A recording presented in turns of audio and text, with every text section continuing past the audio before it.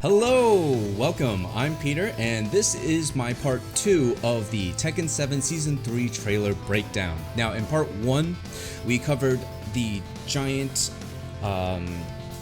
panels that we saw, or the giant screens that we saw. But in part 2 now, we're going to cover the collage that the trailer had displayed to us. Mind you, a lot of this is going to be zoomed in because there's like 25 of these images, so it's going to be blurry. Be warned, it's going to be blurry as hell, but we're going to make our way through. Let's go. Master Raven. Looking from this blurry as hell image, she is now gaining 2 additions. First off is forward 1+2 now screws. In our current version in Season 2, forward 1+2 does not screw. Now what this means will be new combo potentials, so that's something to look forward to. Second of all, she is now getting an extension out of her forward 2. Now previously in Season 2, or currently, she doesn't really have any options for a high wall splat per se out of a screw attack, but now with forward 2, it looks like she's going to get a high wall splat. So different ender possibilities and Oki and mix-up. Lars! Now Lars gets a new attack out of Silent Entry. From the looks of it, it looks like Silent Entry 4. It's a little hard to tell, but Silent Entry 4, and it is a power crush and screws for a combo. Maybe it's also homing? You know what? Actually, just make it homing. I think that would be great too. I think he really needs it. Whatever the case, this is going to help Lars out tremendously because Lars on block, on certain moves he can go into Silent Entry, but the problem with doing that is that out of his Silent Entry on block, a lot of it can be interrupted with a generic down forward 1. And this will snuff out a lot of his Silent Entry mix-ups on block. It's to the point where it's not even a mix-up. You just press down forward 1 if Lars goes into Silent Entry. So with this new addition, you really have to think about if you want to challenge Lars on this. Bryan Fury! Bryan gets a 2-hitting attack that screws. Looks like a right punch, left punch combo, kind of like a twin pistons-ish combo, but it screws. I am super excited for this. Currently, I have no idea if this is going to be a while standing or a full crouch move. But however, I am very hopeful that at least it's going to be somewhat useful for Bryan outside of just combos. Ideally, it's a 13 frame while standing punish. That would be awesome, but I don't really know from the small image. The thing that I want to point out is if it is a while standing punish, maybe they replace while standing 1+2, because while standing 1+2 is a 10 frame punish, quote unquote, but it's rather very useless because the number of moves that are -10 on block that are lows are very limited. There's like only like 3 or 4, maybe 4 or 5 moves that are -10 on block that are lows. So replacing while standing 1+2 would actually be a great option here. If it is a full crouch option, maybe they make it full crouch down forward 1+2 or full crouch down forward 2-1. I mean, that's an option too. Whatever the case, I really hope it is a 13 frame while standing punish, because Bryan is really lackluster when it comes to while standing punishes until he gets to his, I guess his 15 frame while standing punish. For 12 frame while standing 3 is okay, but you know, something a little sooner that does a little bit more damage would be fantastic. And on hit, I really hope this does something similar to what Northern Cross does, where it spins the opponent around and gives you massive plus frames, but I doubt that. One can hope though, right? One can hope. Shaheen. So Shaheen is getting a new move as well, and this is out of his sneak stance. And from sneak, I think the input might be like sneak down 4-1. This is just me guessing here. But this is going to be a new combo route for him. Unless this move is natural combo, kind of like a hell sweep mix-up, in which case this will make sneak stance extremely scary. Hopefully that's not the case. King, like everybody else before him, is now getting a new screw attack, and out of his back 2. Judging from the arms that are used, I'm going to say it's like back 2-1. Whatever the case, this will also give him new routes for combos. So I guess maybe this is in lieu of something like his forward 1 being a screw. Now you get a back 2-1, maybe? Who knows? Paul getting 2 new things. First off, his forward 2-1 just frame is now a wall bounce. If you didn't know, season 2 currently, his forward 2-1, it's a wall splat. Now he gets insane damage, I'm sure, with this new addition. Second, he is getting a mid attack out of his quarter circle back 3-2 attack. It looks something like quarter circle 3-2 down 3. So before Mr. 50-50 had quarter circle back 3-2-1, which ended in a high, and quarter circle back 3-2-3, which ended in a low.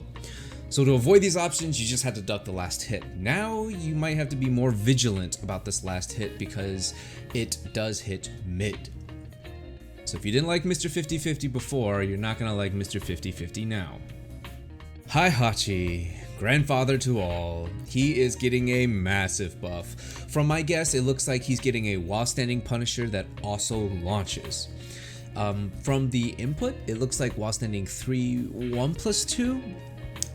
We'll have to wait and see what the input is, but regardless, he is getting finally what he needs to punish those massively minus lows. Previously, you had to crouch cancel into electric in order to punish heavily minus lows, or you could do while standing 2 into quarter circle forward 2, but that didn't really do that much damage nor wall carry.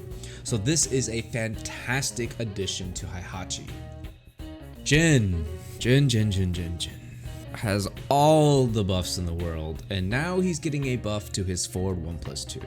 For those of you who don't know, Jin's 14 frame Punisher is forward 1+2, and right now it wall splats, so he gets damage at the wall. But in season 3, his buff is that now he wall bounces with forward 1+2. His second buff is that after CDS 1 or Zen 1, he now has 1-3, or at least from the looks of it. So he has CDS 1-3 and Zen 1-3. Whichever the case, this is great, I'm sure, for his combo potential and allows for a high wall splat, which would give him better Oki at the wall. Yeah. Kazumi, out of fly, now she has a double hitting hopkick like attack. From the looks of it, if this attack does combo naturally, which I think it does, it means that out of her fly, she has a 50-50 mix-up that's even more scary. Currently, she doesn't have a mid launcher out of fly, but now with this, it looks like she does. And assuming that this is mid-screen, she's more dangerous than ever. In the near the wall, she's already dangerous, right? Her 50-50 mix-up's already dangerous. But now mid-screen, she becomes even more scary. Kazuya. Now, if you can make out what this blurry mess looks like, you'll see that back 2 now gets a new extension.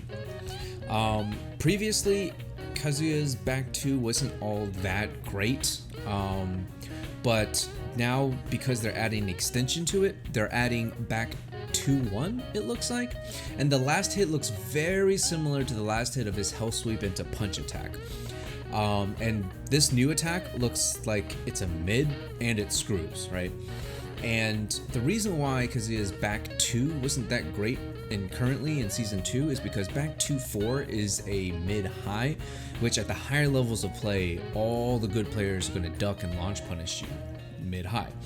But now since he gets a mid-mid option, he's able to play some sort of a mind game and utilize his back 2, and this is a great addition to Kazuya. Bob gets a new attack after CD3. From the looks of it, it's a CD3-4, and if you know currently, Bob's CD3, it really only goes into CD3-2, which is a launch into this volleyball spike. and it's not really that great. But now that he has CD3-4, he'll be able to have higher combo damage, as well as probably some more wall carry and mix up. Oh boy, Hworoang. This one is nuts. After a down forward 1, Hworoang can transition into Flamingo now, with some input that looks like down forward 1-3. And if this is a natural combo, then that means Hworoang also has a 13 frame Punisher, down forward 1-3, that transitions into left Flamingo. Now I don't know if he can do something like down forward 1-4, which would also transition into maybe right Flamingo, but either way this is insane. If you thought Hworoang was hard to fight before, now you got another thing coming with a 13 frame Punisher and even more mix up after down forward 1. Nina.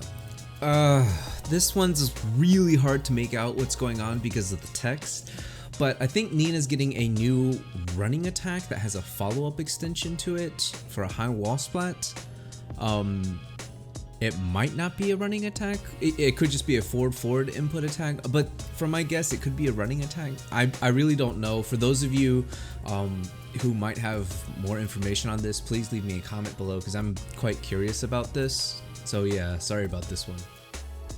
Claudio, he gets a new launcher. Now, I don't know if this is counter hit or regular hit. It's kind of hard to make out, but he gets a new launcher. It kind of looks like the animation of his forward 4, but of course this is with his left leg, so it can't be a forward 4 input. So it does resemble something that looks like Kazuya's forward 3, Kazuya's axe kick. It looks like the animation of it. And they might make this input, who knows, like forward 3 for Claudio, because I don't think Claudio has a forward 3 input. Now the question will be, does this attack also put the opponent into crouch? And if it does, how minus is it? Overall, I think this will probably be a very good addition to Claudio. Katarina. So she is getting a new screw attack out of Harrier stance. And this is possibly pretty good for her because now she's able to be a little bit more flexible with her Harrier stance. But what I'm curious about is what button will they make this? Because first of all, Harrier 1, that's already a Taken, it's already a move. And Harrier 2, that's also a move. So what will she have to press to go into this attack? Because this attack is using her right hand and left leg. So they can either replace Harrier 2 with a different attack, right, to allow her to go into Harrier 2-3 for this move, or they could put some directional input like Harrier down forward 2, right? So just something to think about.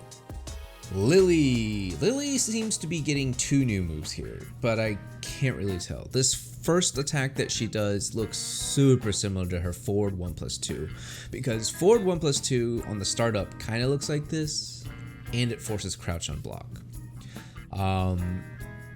You know what, if I squint really hard, it does look like a new move. Fuck it. She's getting a new move and it forces crouch. Now, the thing to note is that she has only 1 power crush right now, which is forward 2. And from this video, she is getting a second power crush. Yes, a second armored move. And that's always a welcome addition to any character, I feel. So, good addition. Probably. Gigas. Gigas gets a new extension to his shin breaker, down back 3, because currently he does not have any extensions to his attack. It's just down back 3. So that's cool. The second hit also screws, and I think this extension won't necessarily make Gigas top tier or anything, but definitely will be a welcome addition because it's a very low pickup for combos. And I will be looking forward to what, players discover and how to use this in his combos, because, it looks like a low-high string that's pretty interesting for combo purposes. Devil Jin. Devil Jin also gets an extension. This is off of his back 2. Now, he goes from back 2 into Heaven's Gate. And originally, these moves lived in their own separate little universes. Back 2 was a move, and Heaven's Gate was a move. But now, they're combining the two, so I think this is probably going to be used as some sort of an ender for his combos.